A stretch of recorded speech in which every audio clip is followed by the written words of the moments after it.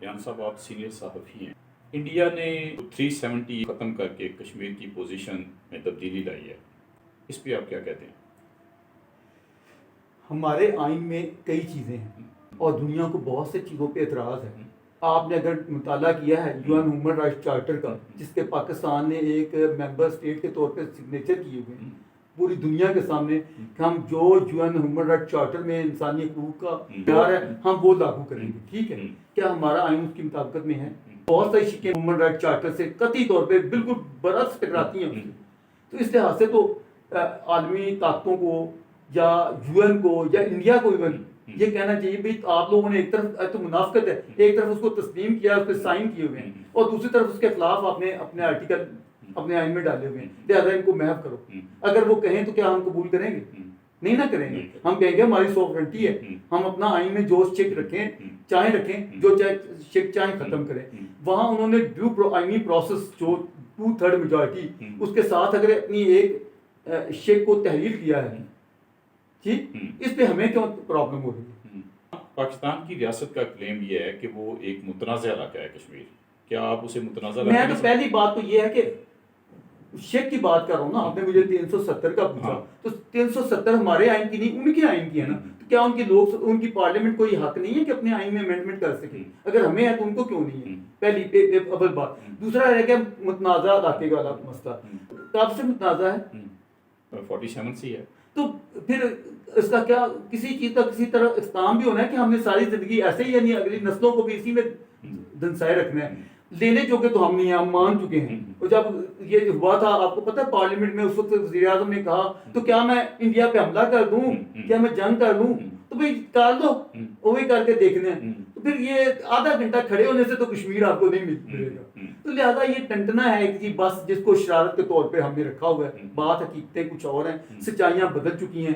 کہاں کون سا تنازع ہے؟ تنازع کچھ بھی نہیں ہے. انسانوں کا رہنے دیں. آپ کو وہ 1 کروڑ یا اس سے بھی کم 80 لاکھ ادھر کی بڑی پریشانی ہے، آپ کو آخر 25 کروڑ کی کیوں پریشانی ہو رہی ہے؟ آپ ان کے حقوق، ان کی ان کی روٹی پوری نہیں ہو رہی، بےروزگاری برا اشر ہوا پڑا ہے. آپ لگے ہیں جنگ کرنے، دشمنی کھینچنے، یہ کیوں کر رہے ہیں، وہ کیوں کر رہے ہیں. یہ چھوڑ دیں، حقیقت میں آ جائیں. یہ صرف ایک پروپیگنڈا اسکیم کے علاوہ کچھ نہیں ہے. یقین جانے میں صاف دیکھ رہا ہوں آنے والی صدی میرے سامنے ہے. جس طرح 75 ایئر گزر گئے ہیں، آپ ایک صدی اور گزار لیں، یہی رونا ڈالے رکھیں. اپنے عوام کو بھوکا ماریں گے، اپنے مصیبتیں رکھیں گے. 1 انچ آپ آج تک لے سکے؟ آگے کون کیسے کس برتے پہ؟ جب اپنے آپ کو تگڑا کہتے تھے اور کہتے تھے ہم مقابلے پہ ہیں، اب تو سارے پاکستان میں کوئی ایک شخص نہیں جو کہے کہ ہم ان کے برابر پہ ہیں. اب تو گراف گر چکا نا. تو جب طاقت میں برابری پہ آپ دعوے دار تھے تب تو کچھ ہوا نہیں، تو اب کیا ہوگا؟ لہذا ہمیں زمینی حقیقتوں کو مان لینا چاہیے. تنازع کا حل جو ہے نا وہ اگر ہے بھی میرے نظر میں تو پریکٹیکلی حل ہو چکا ہے. جو ان کا وہ ان کا، جو ہمارا ہے ہمارا ہے. اس کو اگر لیگلائز باضابطہ کر کے مسئلے کا ویسے ہی سرے سے خاتمہ کر دیں. یو این کی قراردادوں کا جو ریفرنس دیا جاتا ہے میں نہیں جاننا چاہتا، وہ لمبی پھر بحث آگے چلی جائے گی. وہ کیا ہیں، ان کے لیے کیا کنڈیشن ہے، کیا شرائط ہے، کیا ہم تو وہ خود پوری نہیں کر پا رہے. ہم تو ہمارے دیکھیں گلگت بلتستان بھی اس کا حصہ ہے. آج ہم ان کو صوبہ بنانے کی باتیں خود بھی کر رہے ہیں، ہے نا ان کا، بلکہ آ چکی ہے، بڑی حد تک معاملہ ہو چکا ہوا ہے. تو یہ باتیں ہیں بالفعل میں آپ کو بتاؤں اندر کھانے سب کو پتہ ہے، سب کچھ ہو چکا ہوا ہے. یہ ایک ٹنٹنا ہے جو ہم نے ایک بس سلوگن کے طور پہ سلوگن کے طور پہ رکھا ہوا ہے. اور جنہوں نے لیڈری چمکانی بھڑکانی ہوتی ہے جا کے، جیسے کہ ہمارے ابھی وہ بلاول صاحب پپو ہمارا وزیر خارجہ گیا تو جا کے جو اپنی، مجھے تو لگتا ہے ان لوگوں نے شاید کبھی پڑھائی کچھ نہیں ہوتا، پتہ نہیں جو جن نانے نے پڑھا تھا اس نے کیا کیا، یہی کچھ تھا.